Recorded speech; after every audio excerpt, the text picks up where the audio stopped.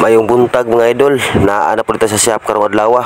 Kay vlogger man ta, magbidyo-bidyo na punta rin dapita.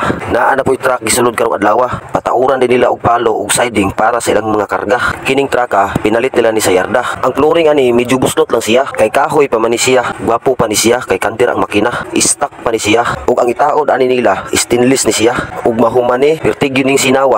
Pero sinaw pud ang ilang pitaka. Kay materialis ani perti man yung mahala. Kita ninyo ang iyang kaha, gitumtum na siya.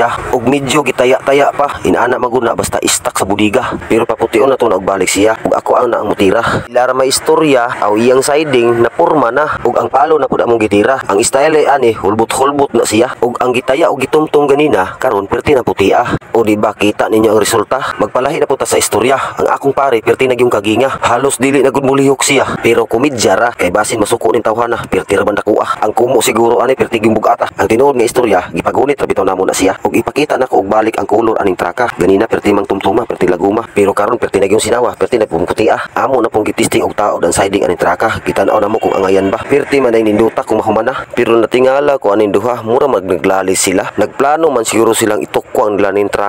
O tanawa, gali-li na. Mura na agi sila plano ba. Dili po ko kaingon nga mga buyer ni sila. Kay mga naong pala aning mga bata wala pa gani gibuhat nga krimen, suspect na. Pero atik ra kay mga silingan rabaya na ako ni sila. Ang tinuod nasaag ra ni diri sila. Ilang kitanaw-tanaw ba kung giunsay gid mo pagtira. Ug nikalit og lakaw ang isa.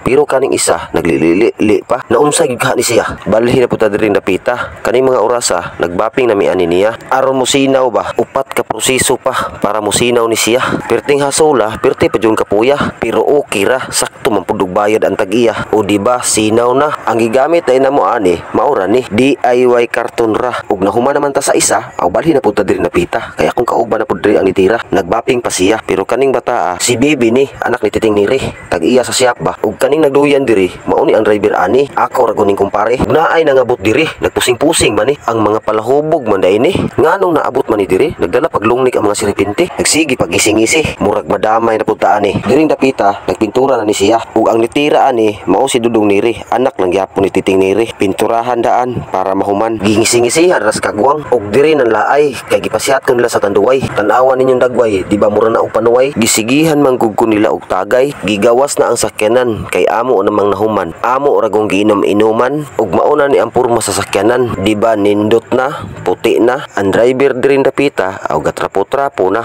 Excited na kay siyang modala sa iyang truck nga nindot na kayo og purma. Magpataka na po ni siya og karga ba kay ang iyang siding nindot naman og purma. Naka-stainless pa, pirti pag yung sinawa. Ug ang iyang palo, hulbot-hulbot pa.